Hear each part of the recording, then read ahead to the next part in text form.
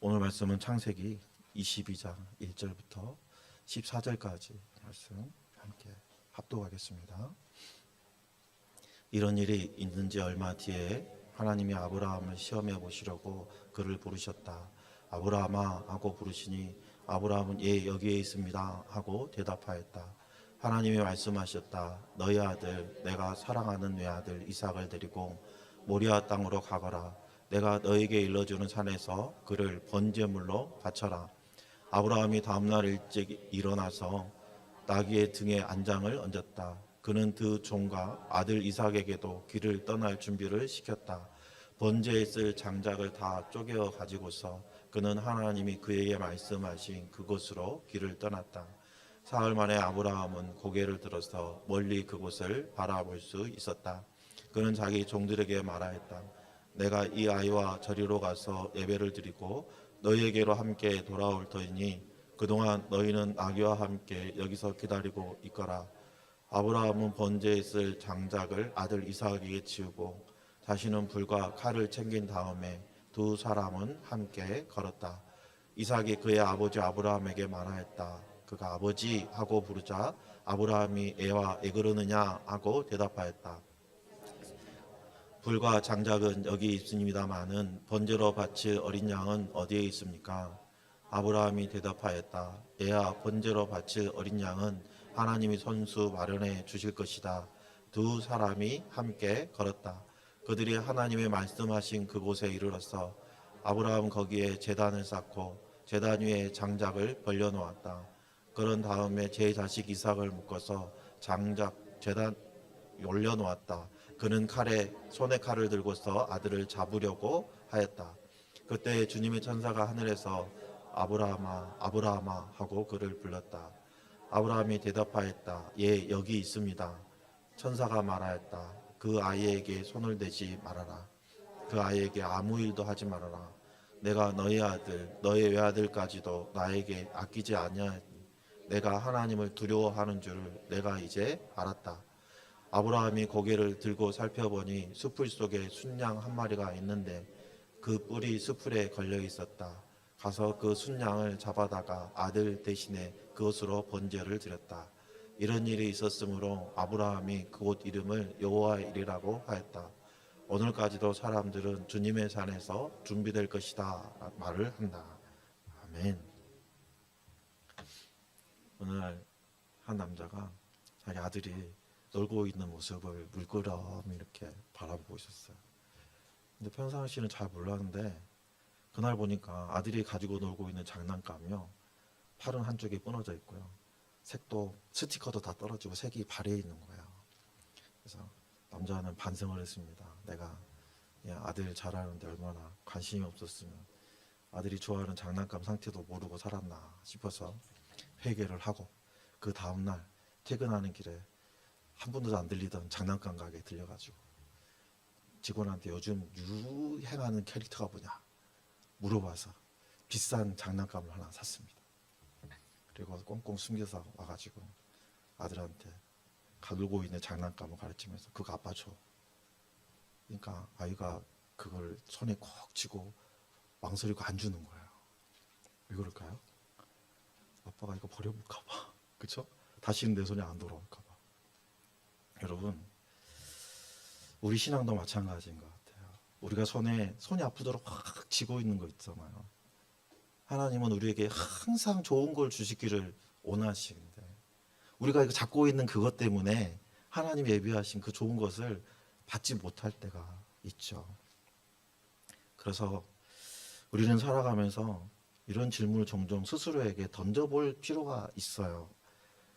나는 이것들보다 하나님을 더 사랑하는가? 이 질문은 평안할 때보다는 오히려 우리가 어려움 당할 때, 낙심할 때, 절망의 상황에 있을 때 그때 어떤 선택을 해야 될지 스스로에게 질문을 던져보는 중요한 포인트가 됩니다. 평소에는 우리가 하나님 사랑합니다 하고 찬양도 하고 고백도 하지만 어려운 일 닥치면 어떻게 됩니까? 하나님 하필 저한테 왜 이런 시련을 주시나요? 원망하고 불편하고 하나님 나빠요 그러고 그렇잖아요. 그렇죠? 그때 우리가 어떤 선택을 하느냐에 따라서 우리의 믿음이 성숙한지 아니면 아직도 어린 아이의 신앙인지 드러나게 되어 있죠. 여러분, 오늘 본문은요, 단순히 한 아버지의 순종의 이야기가 아닙니다. 하나님께서 우리에게 내려놓아라 할 때 우리가 어떻게 반응해야 되는지를 우리에게 보여주는 아주 모범적인 예죠. 특히 오늘 말씀은 하나님을 가장 사랑하는 그 믿음이 어떤 모습으로 드러나게 되는가에 대해서 말씀하시는 거예요. 오늘 말씀을 통해서 우리가 붙들어야 되는 것은 하나님께서 나에게 무엇을 주셨나? 하나님 저한테 해준 게 뭐가 있어요? 이게 아니라 내가 어디까지 하나님과 함께하고 있지? 내가 어느 순간에도 어느 극심한 순간에도 하나님을 놓지 않고 있는지 살펴보는 귀한 기회가 되기를. 그리고 우리가 어느 순간에도 순종의 선택을 하는 그 귀한 결단의 기회가 있기를 예수님의 이름으로 축복합니다. 여러분, 아브라함은 노년에 귀한 아들을 얻었어요. 하나님은 아브라함에게 하란을 떠나서 네 본토 친척 아비의 집을 떠나서 내가 지시한 땅으로 가라고 했잖아요. 그런데 거기에는 상급이 있었어요. 보상이 있었어요. 그렇죠? 그래서 너로 큰 민족을 이루게 하겠다 한 약속을 가지고 그 집을 떠나서 가나안 땅, 약속의 땅으로 들어왔습니다. 그런데 10년이 지나도록 나로 인해서 큰 민족이 이루어지려면 자식이 있어야 되는데 자식이 없는 거예요. 그러니 그들이 생각하기를 사라의 몸종 하갈을 통해서 이스마엘을 낳았습니다. 하지만 하나님은 그가 하나님이 예비하신 후손이 아니라고 하셨죠. 그리고 또 15년이 지난 시점에서 다시 말하면 약속의 땅에 들어온 지 25년이라는 세월이 흐른 뒤에야 아들을 볼 수 있었어요. 여러분, 이 25년이라는 시간은 아브라함의 믿음을 시험하고 연단시키는 굉장히 중요한 기간이었죠.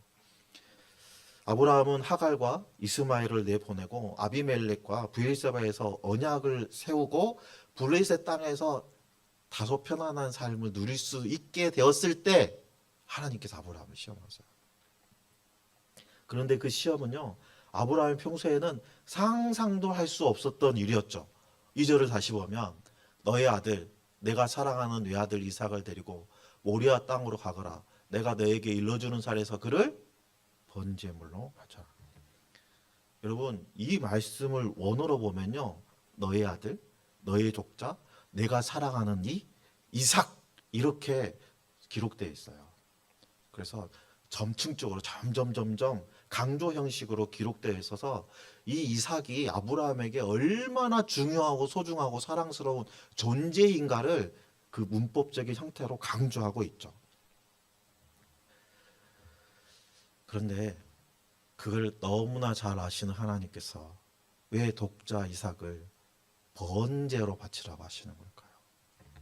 당시 페니케와 고대 근동 지역에서는요, 풍요와 전쟁의 승리를 위해서 또 위기를 극복하기 위해서 아이를 바치는 극단적인 제의가 있었어요.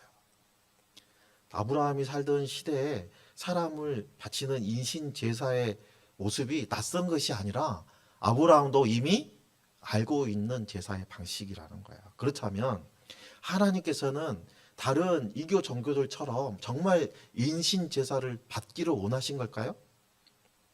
여러분, 아브라함 시대에는 율법이 주어지지 않았던 시대잖아요. 하지만 하나님께서는 분명히 인신 제사를 원치 않으시는 분이에요. 아브라함은 충격적인 하나님의 말씀에도 다음날 아침 일찍 일어나서 모리아 산으로 갈 채비를 합니다. 번제에 쓸 장작을 다 쪼개고 두 사람의 종과 아들 이삭을 데리고 하나님이 말씀하신 곳을 향해서 길을 떠납니다.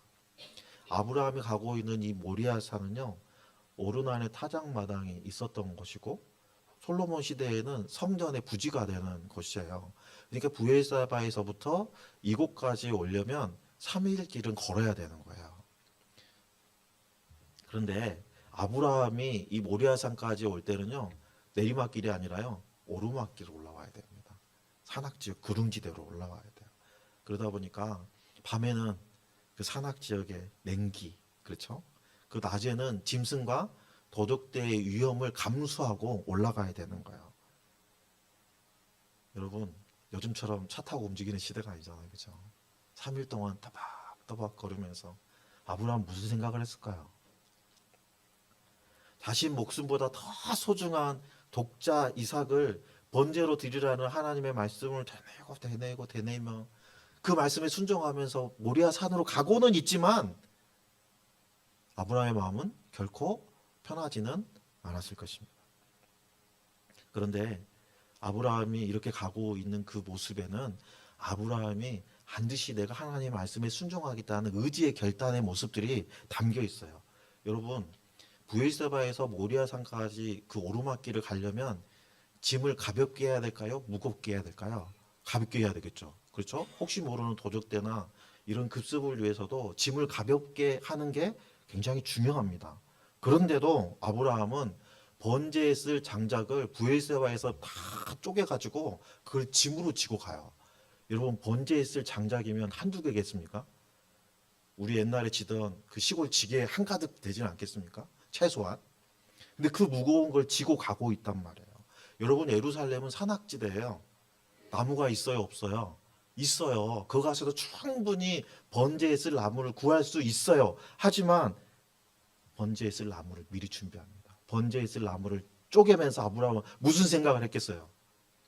주여, 내가 이해할 수는 없지만 그래도 내가 순종하겠습니다 하는 마음으로 장작을 쪼개지 않았겠습니까? 이전에는 자기 목숨을 지키기 위해서 자기 아내를 누이라고 거짓말했던 사람이에요. 2번이나. 그런데 지금은 이해되지 않지만 가슴이 찢어지지만 그래도 말씀에 순종하는 사람이 됐어요. 여러분, 무엇이 아브라함을 변화시켰을까요? 오늘 본문 5절 말씀을 보면요, 내가 이 아이와 저리로 가서 예배를 드리고 너희에게로 함께 돌아올 터이니 그동안 너희는 나귀와 함께 여기서 기다려라. 여러분, 지금 아브라함은 뭐 때문에 가고 있어요? 아들 이삭을 번제로 드리기 위해서 가고 있어요. 그런데 뭐라고 하고 있어요? 아들과 함께 예배를 드리고 함께 다시 돌아오겠다. 여러분, 이 말씀을 통해서 아브라함은 하나님을 신뢰하고 있고 그 하나님을 향한 신뢰 가운데 어떤 희망을 품고 있다는 것을 우리가 찾아볼 수 있죠. 그렇죠? 아브라함은 번제에 쓸 장작을 아들 이삭에게 다 지우고 자기는 불과 칼을 들고 모리아 산으로 하룻길을 더 갑니다. 이때 이삭이 아버지한테 물어봐요. 아버지, 불과 장작은 여기 있는데 번제로 바칠 양은 어디 있나요? 그런데 이어지는 아브라함의 답변이 굉장히 놀랐습니다. 애야, 번제로 바칠 어린 양은 하나님이 손수 마련해 주실 거야. 아브라함이 이삭에게 이렇게 대답한 이유가 뭘까요? 여러분, 아브라함은 이미 하나님의 명령을 받았고 이 명령이 무엇을 의미하고 있는지 잘 알고 있어요. 그럼에도 이삭에게 너가 번제물이야 라고 직접적으로 얘기하지 않았어요. 그리고 뭐라고 했어요? 하나님께서 친히 어린 양을 준비하실 것이다 라고 대답합니다. 언뜻 보면 이 말은, 대답은 표면적으로는 아들 이삭이 그 무거운 장작을 질 정도 되니까 최소한 건장한 청년이 될 거라는 것이죠. 그러면 아브라함이 그 청년의 힘을 이기겠어요? 못 이기겠어요? 반항하고 도망가면 못 잡는단 말이죠. 그 최소한 반항하지 않도록, 도망가지 않도록 하기 위한 입에 발린 거짓말이었을까요? 그런데요, 중요한 이유가 여기 있어요. 아브라함은 강한 믿음과 하나님에 대한 그 신뢰 때문에 이런 대답을 한 거예요. 다시 말하면 아브라함은 이 상황을 잠시 모면하기 위해서 이야기하는 게 아니라 하나님의 말씀을 기준으로 어떤 선택을 하고 있다라고 볼 수 있어요. 우리는 이 아브라함의 이 모습을 통해서 믿음은 상황을 판단하고 내가 할까 말까 결정하는 것이 아니라 말씀을 기준으로 선택한다는 것을 알 수 있죠. 아브라함이 이미 오랜 세월 동안 하나님의 신실하심을 경험한 사람이에요. 여러분, 아내 사라는 늙어서 도저히 생물학적으로 아이를 낳을 수 없는 사람이었어요. 그런데 사라가 아이를 낳았어요. 하나님께서는 또한 분명히 이삭에서 태어난 사람이 너의 후손이 될 거다라고 말씀해 주셨어요. 그럼 이삭이 죽으면 후손이 태어나겠습니까? 그렇죠. 그 약속을 믿고 있는 거예요. 그래서 히브리서 11장 19절 말씀해 보면 하나님께서는 이삭을 죽은 사람들 가운데서도 되살릴 수 있다고 아브라함은 생각했던 것입니다. 그러므로 비유하자면 아브라함은 이삭을 죽은 사람들 가운데서 되받은 것입니다.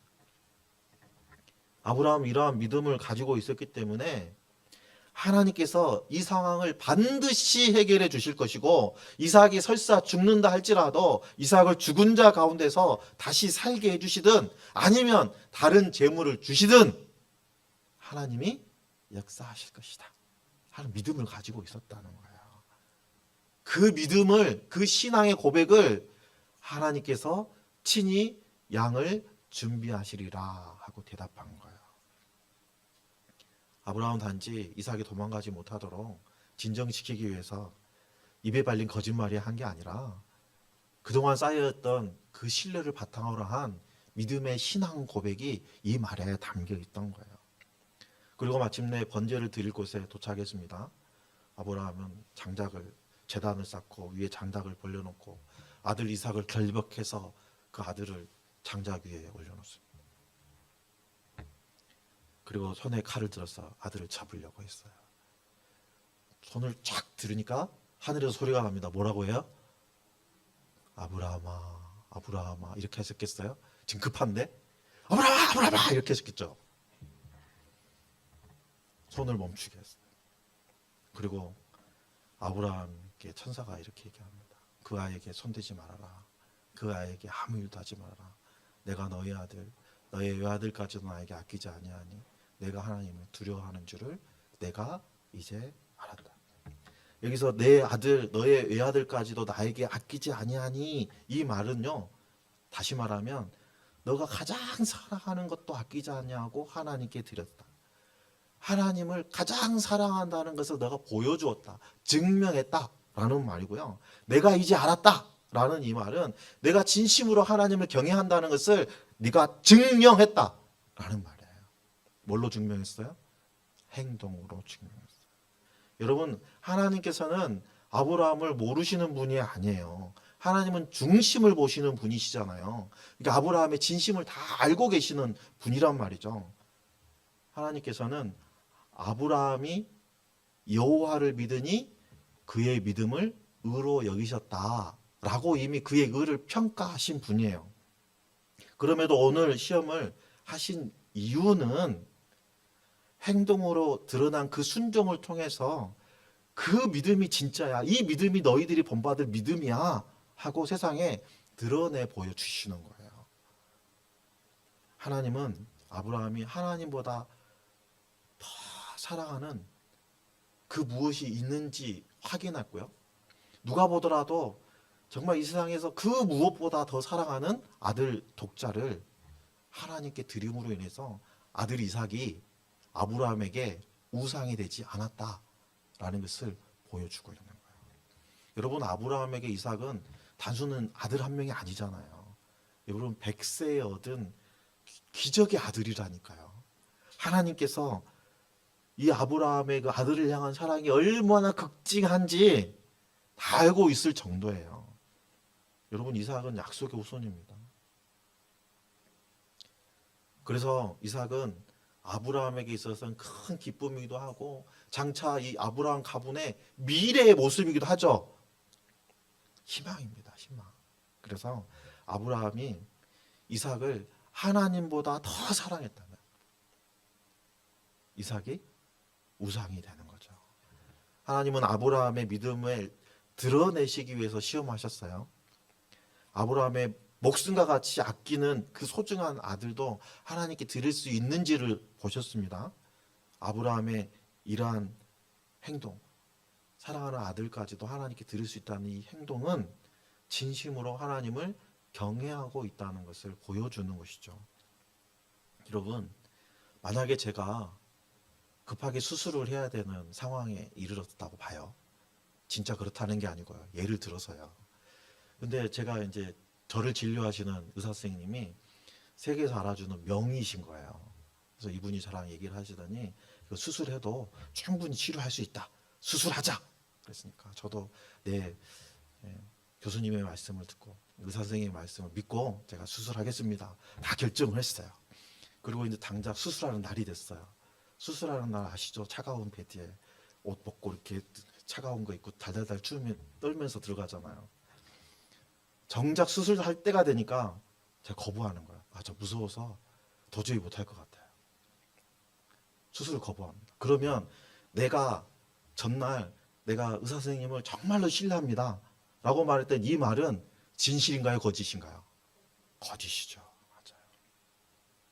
수술대에 올라가지 않으면 내가 했던 그 말은 신뢰의 말이 아니죠. 아무런 의미가 없어요. 진짜 내가 그 말을 신뢰한다면 나는 어디에 가 있어야 되는 거예요? 수술대에 올라가야 되는 거예요.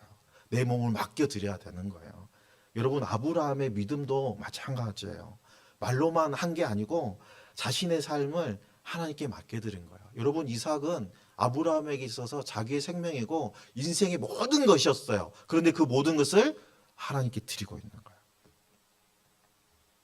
그렇게 하나님께 내어드렸을 때 하나님이 일하기 시작하시죠. 천사의 말이 끝나고 아브라함이 고개를 들어 주변을 살펴보니까 숲을 속에 있는 순양 한 마리가 있었어요. 뿔이 숲풀에 딱 걸려 있었죠. 그래서 그 순양을 잡아다가 아들 대신에 그것으로 번제를 드렸다. 이렇게 기록하고 있죠. 그렇다면 아브라함은 그 순양이 아들을 대신할 제물이라는 것을 어떻게 알았을까요? 아브라함은 자신의 입으로 뭐라고 했죠?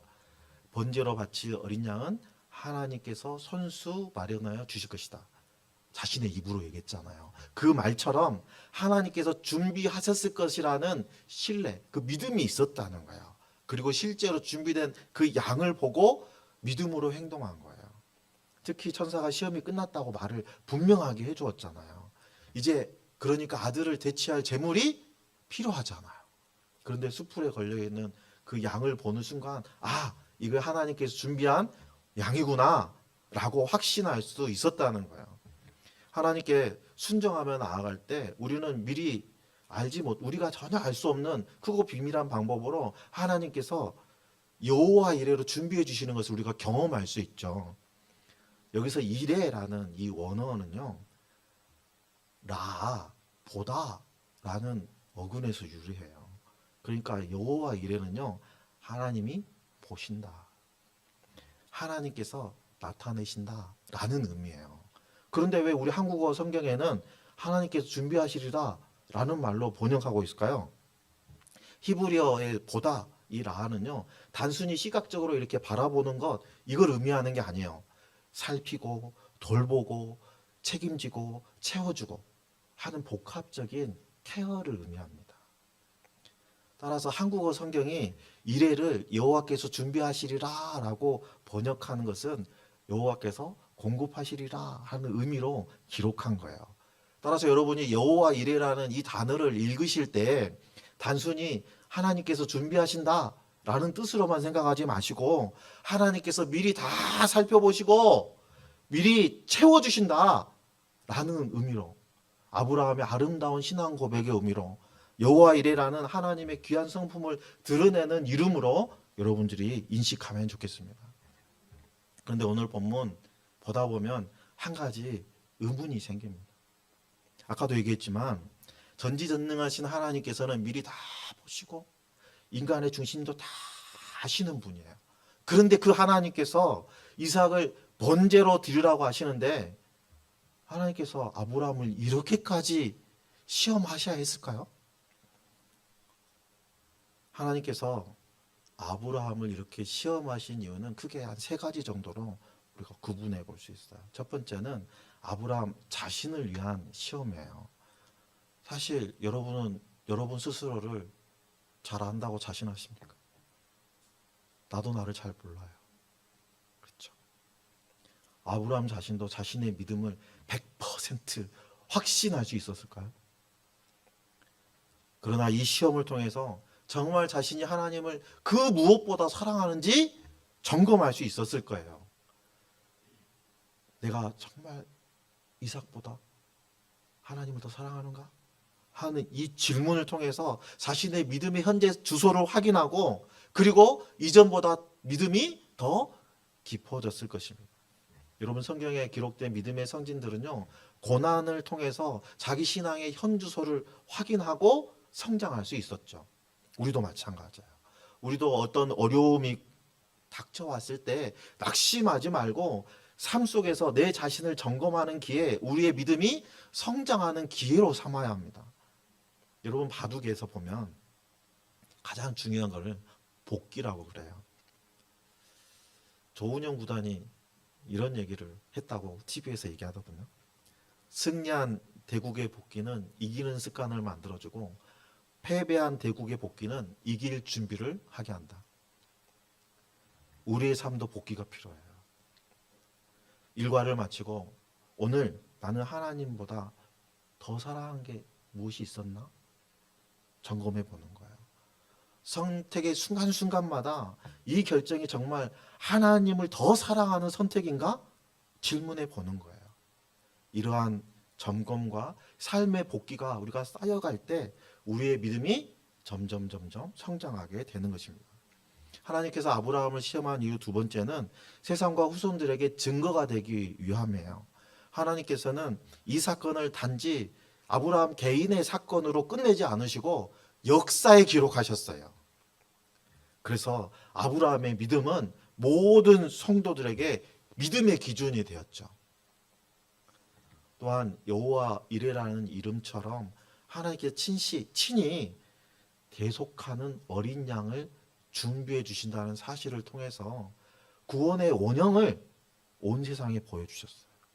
오늘 본문에서는 순양이 이삭을 대신했지만 궁극적으로 하나님께서 준비하신 그 어린 양 예수 그리스도로 인해서 우리의 모든 죄를 대신해서 우리 대신 십자가에 죽으셨어요. 그리고 우리를 영원한 죽음에서 구원하셨습니다. 그래서 우리의 믿음은 개인적인 차원에서 끝나지 않습니다.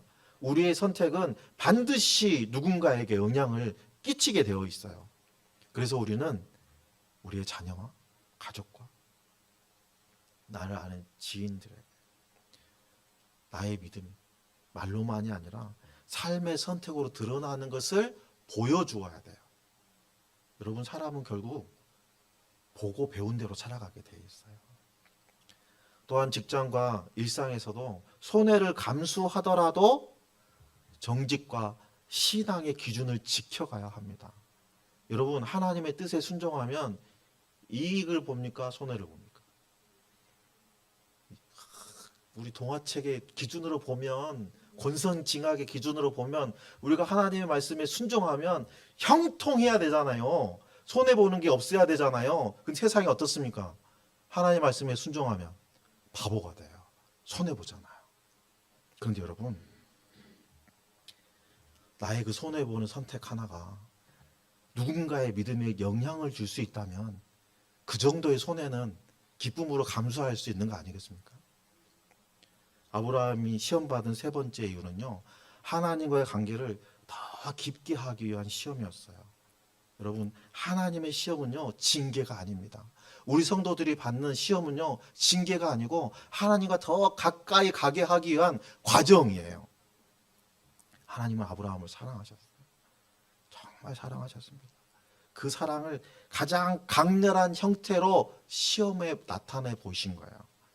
결국 시험 후에 아브라함은 더 큰 복을 받게 되죠. 창세기 22장 17절 18절을 보면 내가 반드시 너에게 큰 복을 주며 너의 자손이 크게 불어나서 하늘의 별처럼 바닷가의 모래처럼 많아지게 하겠다. 너의 자손은 온수의 성을 차지할 것이다. 내가 나에게 복종하였으니 세상 모든 민족이 내 자손의 덕을 입어서 복을 받게 될 것이다. 아멘. 아브라함은 믿음으로 순종함으로 인해서 하나님보다 더 사랑하는 것이 없다는 것을 자신의 삶으로 증명했어요. 하나님께서는 우리의 삶 속에서도 하나님과 우리의 관계가 다 깊어지는 걸 원하시기 때문에 때로는 우리에게 시험을 허락하세요. 그러므로 우리는 살면서 어려운 상황을 만나면 나한테 이런 걸 줘가지고 힘들게 하셔요 그러지 말고 하나님께서 나를 더 깊은 관계로 이끌어 주시는구나 하고 오히려 감사해야 된다는 거야. 그래서 문제를 해결하려고 애쓰지 마시고 먼저 하나님께 맡기고 기도하셔요. 어떤 상황 속에서도 여러분 지켜야 할 자리가 있어요. 예배의 자리, 말씀의 자리, 기도의 자리. 왜냐하면 이것이 하나님과의 친밀한 관계를 이끌어가는 가장 중요한 요소이기 때문이에요. 여러분 지금까지 살펴본 말씀을 통해서 우리는 명확하게 한 가지는 알 수 있어요. 결국 믿음은 내가 무엇을 말하느냐 이것이 아니고 무엇을 선택하느냐 이것으로 드러나게 된다는 거예요. 여러분 아브라함의 믿음은 어떤 특별한 감정이 아니야. 어떤 특별한 사람에게만 일어나는 그런 현상이 아니에요. 아브라함의 믿음은 결정적인 순간에 하나님을 선택하는 거였어요. 아브라함은 하나님을 믿는다라고 말로 하는 데서 그치지 않고 말씀에 순종해서 자신이 가장 사랑하는 외아들 이삭을 내어놓았어요. 그리고 하나님은 그의 그 행위를 보시고 그 믿음을 보시고 내가 하나님을 경외하는 줄 이제 알았다라고 인정해 주시는 거예요. 여러분 하나님은 우리의 말의 고백보다 우리의 선택을 보시는 거예요. 오늘 말씀을 통해서 하나님은 우리에게 너는 나보다 더 사랑하는 게 뭐가 있어? 정말 이것들보다 나를 더 사랑해? 라고 계속 물어보고 계세요. 여러분 우리 각자에게도 각자의 이삭이 있어요. 다른 건 다 포기해도 하나님 이건 내가 놓을 수 없다니까요. 다 드릴게요. 하지만 이건 내가 양보 못하네요. 두고 보세요. 이런 분이 있다니까요. 이런 부분이 있어요. 어떻게 하라고요? 그거조차도 내어드리라는 거예요. 내가 붙들고 싶은 거, 끝까지 붙들고 싶은 거, 정말 끝까지 내려놓기 힘든 것, 그거를 주님께 맡겨 드릴 때 하나님이 나를 위해서 일하세요. 믿음은 내가 붙잡고 싶은 그 이삭을 끝까지 붙들고 있는 것이 아니라 하나님의 말씀에 의해서 순종해서 하나님을 위해서 하나님의 영광을 위해서 내려놓을 수 있는 용기가 되는 거예요. 여러분 그렇게 나를 내 자신의 삶을 내 생명을 하나님께 전적으로 맡겨드릴 때 하나님께서 비로소 우리의 삶 속에서 일하시기 시작하는 거예요. 하나님을 선택하는 그 자리, 그 삶의 자리에서 하나님께서는 반드시 역사하십니다. 그러므로 이제 우리의 삶의 자리에서 우리를 둘러싼 형편, 상황, 여건 이런 거에 여러분 마음 빼앗기지 마시고 말씀에 따라서 선택하시기 바랍니다. 나의 선택이 당장은 손해인 것처럼 보일지라도 하나님의 말씀을 신뢰하고 순종하는 그 믿음의 결단이 여러분의 삶의 자리에서 반복적으로 일어나기를 소망합니다. 여러분은 믿음은 하나님을 믿는다고 말로 하는 게 아니라 소중한 것을 하나님께 내어드리는 선택에서 시작된다는 것을 기억하시기 바랍니다. 그 내려놓음의 자리에서 비로소 우리는 하나님을 더 깊이 경험하게 됩니다. 오늘도 아브라함처럼 하나님을 향한 경외와 순종으로 응답받는 삶을 살아가는 저와 여러분들을 되시기를 예수님의 이름으로 축원합니다.